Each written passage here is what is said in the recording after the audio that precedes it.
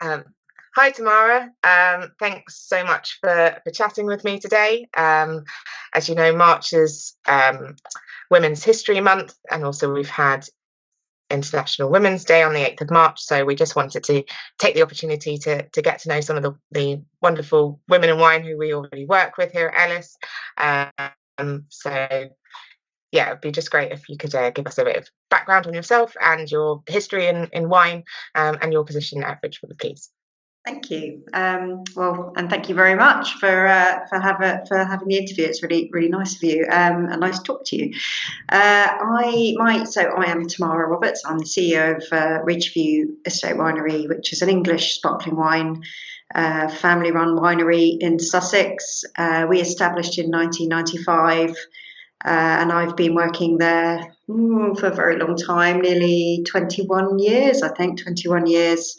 In a month or two, and I've seen the business grow from 20,000 bottles up to nearly 500,000 now. So it's been quite a journey over the 30 years. Our 30th anniversary next year, and I suppose that when I joined Ridgeview, other than a consumer, that was my first venture into the world of wine. So straight into production. There we go. Rather than anything else. Right, no, the deep end. Really not at all qualified or feeling at all qualified to do it. But amazing what you can do and how much you learn along the way. So yeah, it was great. Oh, that's really interesting. So I guess with kind of having that introduction to wine and really just getting stuck in with it, you must have met quite a lot of like inspirational people who you've worked with along the way and who've kind of helped you in your journey to get to where you are now. I was wondering if you have anyone in mind, like a woman in wine or outside of wine who's particularly inspired you. Yeah, I mean, I've met some very inspirational women in my journey in wine, I think, and I think it's hard just to name one, but one of the first women who I found very inspiring was Barbara Laithwaite, because we met her obviously through our commercial relationships with the Laithwaites wine group, but also she had a vineyard of her own that we used to make her wine for her as well. So we knew her on both sides. And also, I think from within my industry, I've Sam Linter, who was the owner of Bolney Wine Estate up until relatively recently, was and continues to be a really good friend of mine. And I have a lot of and very inspirational. I think inspiration comes from such a vast array of different people and different places, doesn't it? And those would be my two sort of women that I think of immediately. Yeah, well, great examples and kind of real stalwarts of our wine industry. Yeah. So as it's International Women's Day we've just had, and Women's History Month, what would you say International Women's Day really means to you?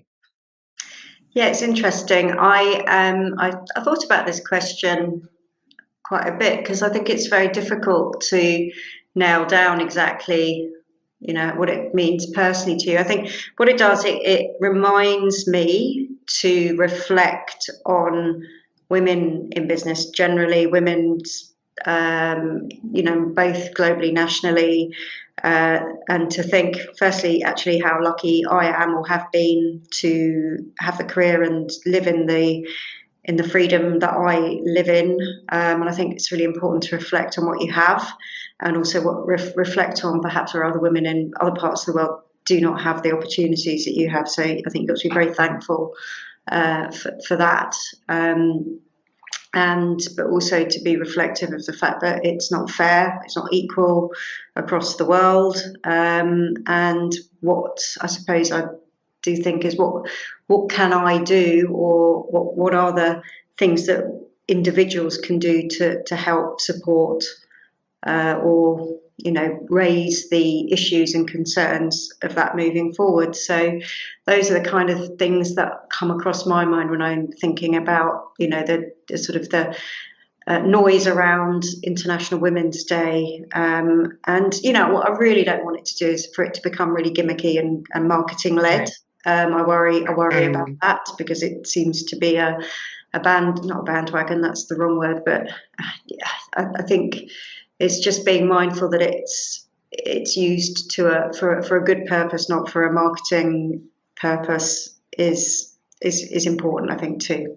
great point. I mean, given that the World Economic Forum has given it 4 years to reach gender parity, globally. Obviously, we are in a fortunate position, and we can reflect on how far everything has come for women. Quite a sobering thought when you realise it's like 5 generations from now until there's, even close to that point. So yeah, I totally agree, and I think hopefully it is used as keeping it in people's, front of mind and keeping the conversation going and making progress rather than, yeah, like you said, it's you don't want it to get gimmicky at all. I agree. No, absolutely. Yeah. Yeah. Um, yeah. So back on wine, I suppose. We're really lucky, I think, in our industry to, people generally work in the wine industry because they are passionate about wine, and it's quite an exciting industry to work in, I think. What do you particularly love about it, and being a woman in the wine industry? Yeah, I agree. I think that it is the fact that you are surrounded by passionate people most of the time. You know, you've got a common, particularly on the production side. There's a feeling of collaboration and you're all in it together.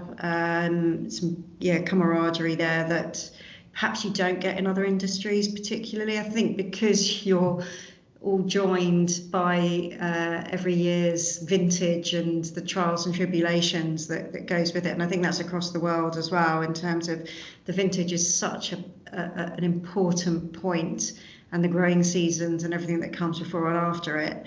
That cyclical nature and that sort of agricultural core of what we do unites, I think, quite a lot in the scene, particularly in England or in the cooler climates. The struggles that can come with that. There's definitely never a normal or usual year to go through. So I think that's great. I also, it's also, we are lucky in England to be a very new industry. So it is more gender diverse, I think, than perhaps some of the more traditional regions across the world. So we have started from a good place. I mean, there's always room for improvement. I'm not going to lie, but I feel we're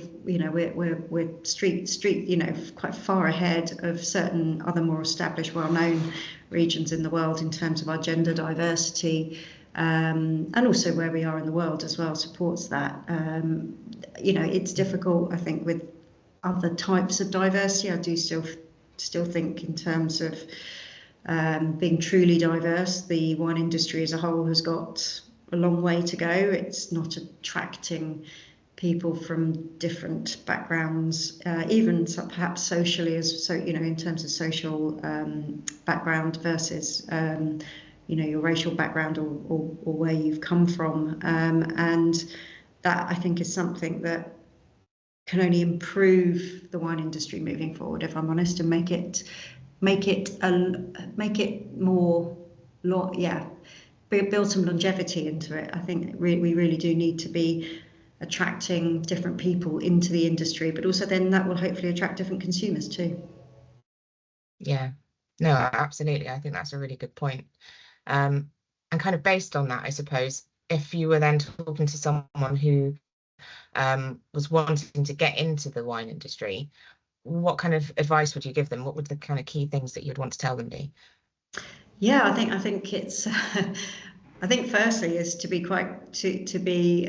just tell them how exciting and broad the industry is, and actually, you don't necessarily have to have all of the wine experience, knowledge to find a foothold or a way in, because it's a very broad industry from which part you want to enter into, whether it be from a production side, from a distributor side, from even, you know, part of the, you know, supermarkets, a buying side, you know, what marketing, all sorts. I mean, you can get into the wine industry in all sorts of ways, and I think that's what I would say is that, and actually it's an incredibly I would say exciting is probably not the right word, but it's the variety of wine is quite astonishing once you get into it, in terms of what's available and all the different producers and the people behind everything. There's always a person behind a wine, usually. I mean, sometimes, particularly on the fine wine side of things, you'll find people are very, you know, intrinsic to those particular wines, and that's fascinating too. I don't know many other products that have that to that extent. So I find it a very people-based industry, which I think is lovely as well. It's not, yeah. There's always, yeah, interesting people to meet on all sides. Yeah. And I suppose linked with that, is there anything particularly, just from like a kind of gender point of view, that you would want to change for women in the future who would wanting to join the wine industry? Yeah, I think, you know, there are pockets of the industry and pockets of the parts of the industry that can still be quite male dominated, and I think not deliberately, but that does sometimes tend to lead to the exclusion of women, and that could be for various reasons. You know, just a cultural side of it, that it's very difficult sometimes to penetrate into an area that's incredibly male dominated, because you don't fit the mould of your colleagues, or of perhaps the culture of business. But also sometimes it can be small things like, you know, the timings of things like the tastings, late nights. You know, sometimes it's difficult to balance everything as a woman in business, particularly if you are caring or family, to be able to burn both ends of the candles, perhaps like some of our male counterparts can do. And I think that's kind of those more sort of cultural aspects, I think, that I'd like to see looked at, changed, you know, and tweaked, I suppose, to an extent, to make it a little bit more open, and yeah, for women. I think those tend to be the sort of the softer or the subtler things. It's really difficult as well. You know, there's always I do feel, you know, a lot of our buyers are women. A lot of the people, you know, our day-to-day contacts, you know, we have an awful lot of women that we deal with at quite senior levels, and I'd love to see more of that, because again, as you go up the tree, sometimes it suddenly becomes very male at that very top, and then those decisions are coming from a very male perspective rather than a balanced perspective, in terms of a diverse thought process going into the decision making. And I think that's not really very healthy for any organisation, and the wine industry is no different. Yeah, no, I think you're absolutely right. That's some really good points there. It certainly is. It's hard to you know, lots of people say it's a juggle, isn't it, balancing, you know, work life and family life, but also having having actually people in the room when the decisions are being made. Like, it really should be for across the board, shouldn't it? It shouldn't just be one small part of society just in one room at all. So yeah, no, that's yeah, it's very true. So yeah, so on to like Ridgeview. What you know, is there anything kind of new or anything that you're particularly excited about at the moment? Yeah, I mean, I think we're very excited coming into 2025 with you know, feeling quite energized by some of the partnerships we've got going, and also obviously working with Ellis Wines as well. That's been great. We're quite a new relationship for us starting last year, and it's nice to have now getting into the swing of things. So that's really exciting too, and that opens up new opportunities for the brand. I also think what we're doing on site in terms of the restaurant and our tours and tastings, in terms of we opened our restaurant probably about 2 years. Yet last year was probably our first proper full year. So it's really lovely to see how we're refining that, and actually how word of mouth about that has got out, and we're getting busier and busier and busier. So it's nice to see all of that investment, I suppose, in terms of in the brand and and on site in terms of capital investment is actually now starting to pay off, which is really exciting. So and just the fact that we had a really good harvest in 2023, a decent one last year, and the wine, I have to say, the wines are tasting brilliantly at the moment. I think you asked a question about what I'm most excited about, what Ridgeview vine, and I think I had we were out with my son on Tuesday in London, and we had Bloomsbury, and it was, he's just like, I drank it, and I just thought, actually, this is really, really very good. Even if I say so myself.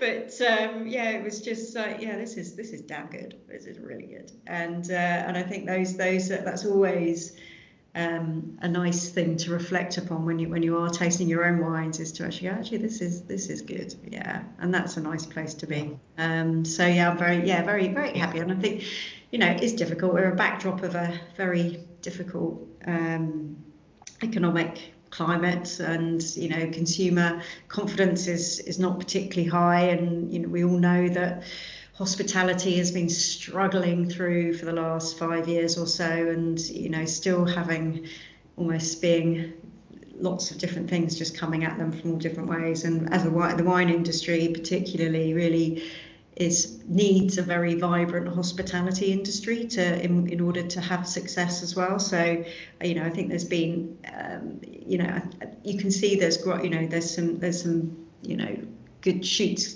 of recovery coming through there, and I think maybe not next year but the year after. I'm hoping for hospitality's sake that consumer confidence gains, we all go back out again, and we all spend a little bit more than perhaps we are now. I think we'll all be a lot happier, both as a consumer and obviously as a producer and a distributor, if that happened. Yes, I think that would certainly be good for all of us across the board, wouldn't it? No, it's a little bit tricky at time at the moment, isn't it? But we can all try for improvements, I think. And then just, I suppose, finally, outside of wine, what do you like to do? What are your kind of main hobbies or interests? I think one of the things I love being outdoors. Outdoors is I've got a couple of dogs, and I love going long walks. I like being in the countryside, being outside. I find it's quite a good way to just being in nature is a really good way for me personally to sort of switch off, de-stress. But I also I've picked up again, I used to do a lot of sailing, so racing as well. So I've literally about last year I signed up to do there's a race called the Clipper Race. It's a race of large yachts that go around the world. I'm not circumnavigating. That's about a year. I'm going to do a couple of the legs, so I've signed up to them in 27, 28. So I'm going to go, I think it's South America to South Africa, and then the south coast of Australia in about a month after that. So I'm really excited about getting back into that again, and just having that challenge to look forward to. It's for me, sailing as well, as I find, although it's racing and it will be quite rough and ready at certain times, I enjoy that adrenaline, but also just being out on the ocean is something I absolutely adore too. So that will really push me, and I think it's always good to have something like that to focus your mind on in the future. Yeah, that sounds amazing. That's very cool. Can't wait. Yeah. So I'm keeping fit as well. So, and that's the other thing, it makes me keep fit up until that point, because I'll need to be fit to go. So it's just keeping, go to the gym, do this, do that. And so that's really good. Motivation. Yeah, definitely. Oh, very cool. Brilliant. Well, thank you so much for taking the time to have a chat with me. It was really interesting to hear everything you had to say, and yeah, I'm really envious of your sailing trip. That sounds amazing. So thank you so much. I'll be making more of a splash of that probably towards the back end of next year. I think I've got my training in 2026. So, and after that, I'll start be talking about that a bit more. So yeah, exciting. Great. Yeah, very exciting. That's really cool. Well, thank you so much. Oh no, thanks.